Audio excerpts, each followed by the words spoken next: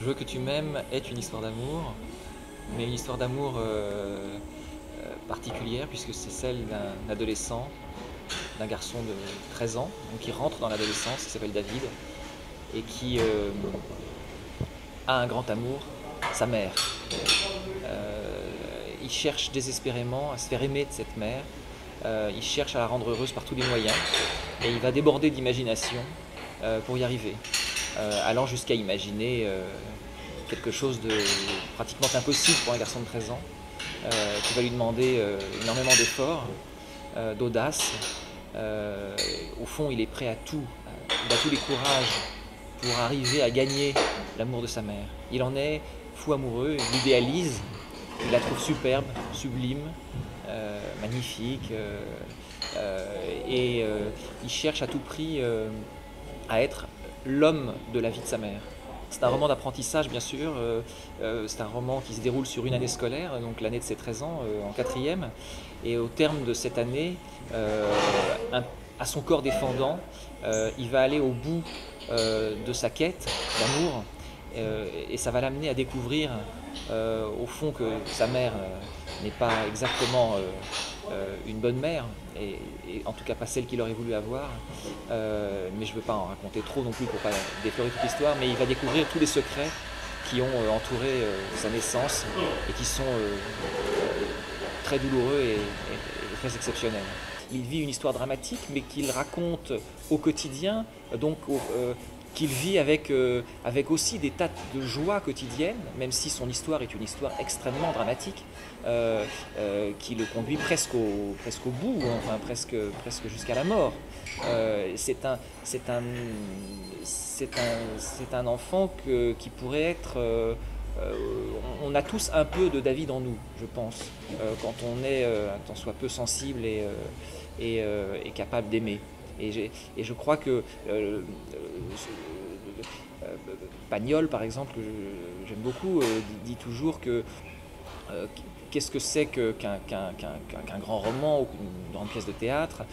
C'est une histoire plus grande que la vie, qui ne peut pas vous arriver vraiment dans la vie, mais dans laquelle les émotions des personnages sont celles que tout le monde peut ressentir. Et donc, c'est la catharsis, on passe dans ce personnage, on aime, on vit, on souffre avec lui. Le drame de cet adolescent, de David, c'est d'être contraint, d'être responsable, c'est d'être contraint de devenir un homme trop vite, par manque d'amour. Il est responsabilisé, c'est ça la grosse différence avec peut-être un adolescent qui a une vie plus simple, qui a un parent, deux parents qui l'aiment, qui s'occupent de lui.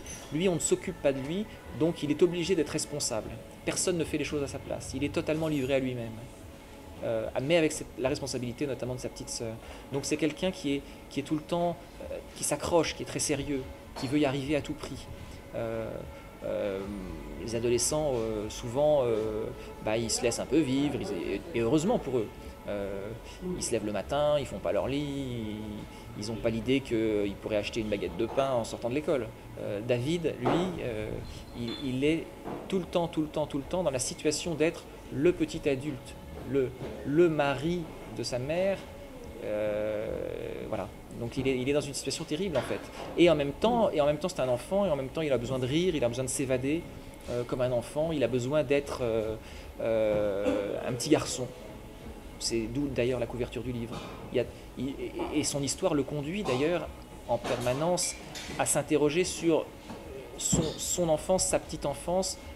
Qu'est-ce qui s'est passé quand il était petit, qui explique ce qu'il vit maintenant. Marlène est une femme dure, sans le savoir, égoïste, pour des raisons qu'on découvre dans le roman. Elle a elle-même une histoire terrible, une histoire douloureuse, mais, euh, mais elle aurait pu être différente. C'est vrai qu'elle ne lui donne pas d'amour, et que à un point qui est terrifiant. Enfin, on peut souhaiter à aucun enfant d'avoir une mère pareille, ça c'est sûr. j'ai commencé par le théâtre parce que d'abord j'ai eu l'amour du spectacle vivant quand j'étais tout petit. D'abord en voyant un spectacle de danse d'ailleurs. À 7 ans, j'étais amoureux fou d'une petite danseuse qui devait en avoir 8 ou 9. Le monde du spectacle me fascinait, le monde de la scène me fascinait. Ensuite, j'aimais énormément le dialogue. J'écrivais des poésies, j'écrivais des petites nouvelles, et j'aimais la langue parlée, j'aimais la langue orale. J'ai fait du théâtre amateur et c'est ça qui m'a conduit, je crois, vers le théâtre. Et ce que j'aimais beaucoup aussi au théâtre, ce que j'aime toujours, et qu'on retrouve dans les grands romans, c'est la construction dramatique. C'est le fait de construire une histoire avec des rebondissements, avec des coups de théâtre, avec ce que Dostoïevski appelle des nœuds dramatiques. C'est-à-dire prendre une situation à un moment où quelque chose d'essentiel va se produire. Crime et châtiment, voilà. Crime et châtiment. L'acte 1, c'est le crime, et en découlent tous les remords de conscience qui petit à petit vont conduire Raskolnikov à se donner parce que sa conscience le hante. Voilà. Et le théâtre, c'est la construction d'une action dramatique. Et j'aime beaucoup d'ailleurs les 3 unités, parce que ça oblige à resserrer sa pensée autour d'un enjeu central. Donc le dialogue et le sérieux de la construction. Une pièce de théâtre, on ne peut pas avoir de longueur, il faut que ça avance, il faut qu'il se passe quelque chose, on est obligé de couper très souvent, c'est la grande règle du théâtre, couper, réécrire, resserrer. Et je trouve qu'au fond, ce sont des règles que j'ai essayé d'apprendre et qui peuvent être utiles quand on écrit un roman. 100 fois sur le métier, remettez votre ouvrage. Cette espèce d'humilité d'artisan qu'il faut avoir, je pense que il faut le garder. Pourquoi je suis allé vers un roman ? Parce que cette histoire-là, que je portais en moi depuis très longtemps, qui est très intime et très personnelle, me paraissait ne pouvoir s'exprimer que d'une façon, justement, c'est la voix intérieure de David, de cet adolescent que je voulais faire entendre. C'est ses pensées, c'est ses doutes, ses questionnements, ses sentiments profonds. Et également, c'est une histoire qui se déroule dans un espace assez ouvert, puisque David va bouger, David va partir en voyage. Donc j'avais besoin du cadre romanesque. Et au fond, peut-être que le roman s'est plongé davantage vers l'intimité, vers la psyché profonde du personnage. Voilà.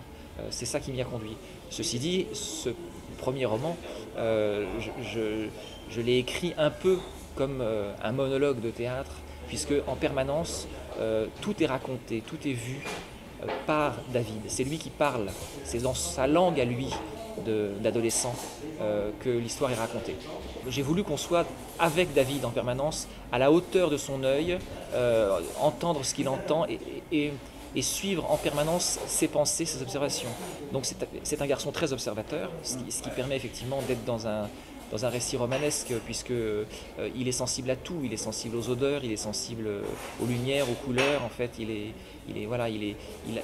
a peut-être un don d'observation qu'il a développé, puisqu'en permanence il est attentif, il est à l'écoute, il est à la quête de réaction de sa mère. Et il est aussi extrêmement sensible à tout ce qui est dit sur elle, à tout ce qui se produit dans son petit univers proche. Il est totalement écorché vif. Il a un tel manque d'amour que tous ses sens sont en éveil pour capter la moindre goutte d'amour, finalement. Et au fond, c'est vrai que j'ai voulu qu'on le suive comme si c'est un film, imaginons que cette histoire devienne un film, il faudrait que la caméra soit l'œil de David, vraiment, et qu'on avance exactement, qu'on voit ce qu'il voit, qu'on s'endort quand il s'endort et qu'on se réveille avec ses yeux qui s'ouvrent.